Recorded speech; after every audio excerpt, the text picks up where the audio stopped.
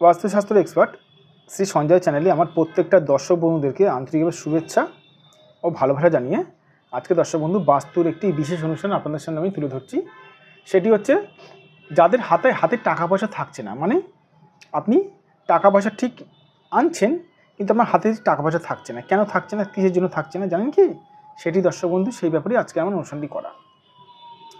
তো যারা যারা এই মুহূর্তে আমার ভিডিওটি দেখছেন তাদেরকে আমি অনুরোধ করবো আপনারা অবশ্যই আমার এই চ্যানেলটি সাবস্ক্রাইব অবশ্যই করবেন দর্শক বন্ধু, কারণ সাবস্ক্রাইব করলে কিন্তু নিত্য নতুন বাস্তু সংক্রান্ত বিভিন্ন তথ্য কিন্তু আপনাদের কাছে কিন্তু পৌঁছাবে অতি সহজেই।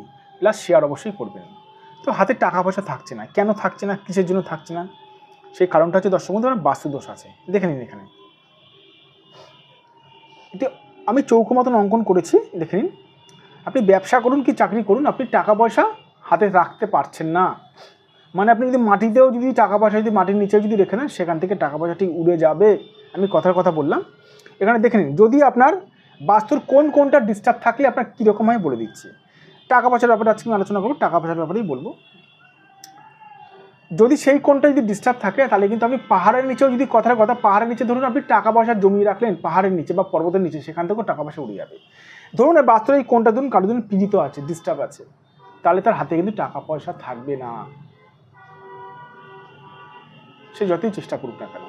এবার আমরা যখন বাস্তু ভিজিট করতে যাই তখন অনেকে আমাদের বলেন যে স্যার আমার তো বাস্তুতে তো স্যার এরকম তো কোনো রকম তো সমস্যা নেই, তো আমার এখানে ঠাকুরের ঘর আছে, আমার এখানে আমার তো বাথরুম নেই, তো এই কোনটাকে দর্শক বন্ধু ঈশান কোণ বলে। তো যাই হোক, এই কোনটাতে আমার তো ঠাকুরের ঘর আছে, কোনো রকম তো বাথরুম টয়লেট নেই। তো কিন্তু দর্শক বন্ধু যখন আমরা বাস্তু ভিজিট করি, বিচার করি, তখন দেখা যায় এই ঠিক বাড়ির ঠিক কোণের পাশ থেকে হাইডেন গেছে।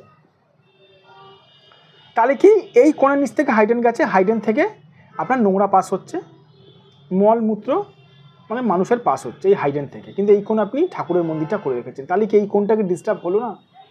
হলো কি হলো না? হলো।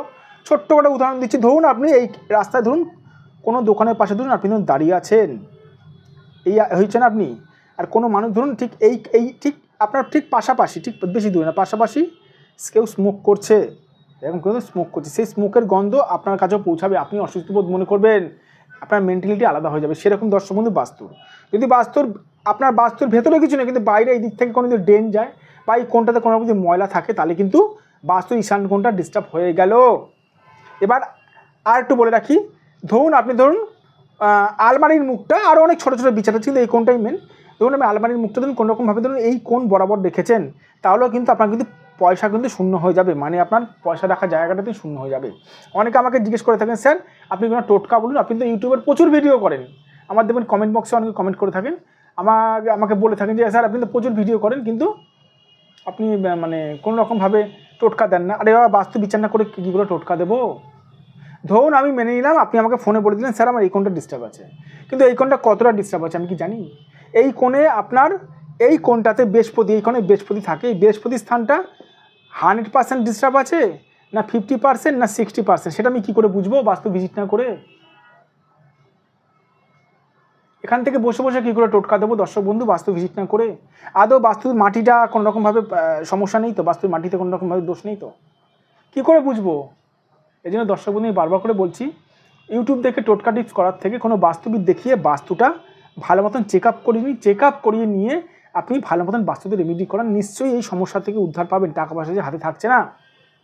এবার অনেকে আমাকে বলে থাকেন স্যার সঠিক বাস্তুবিদ চিনব কী করে? সঠিক বাস্তুবিদ চেনার একটাই মাত্র দর্শক বন্ধু প্রমাণ বলবো, যে বাস্তুবিদ আপনার বাস্তুতে পা দিয়ে অথবা বাস্তু দেখেই বলে দিতে পারবে আপনাদের বাড়ির সমস্যাগুলো, সেটাই সঠিক বাস্তুবিদ।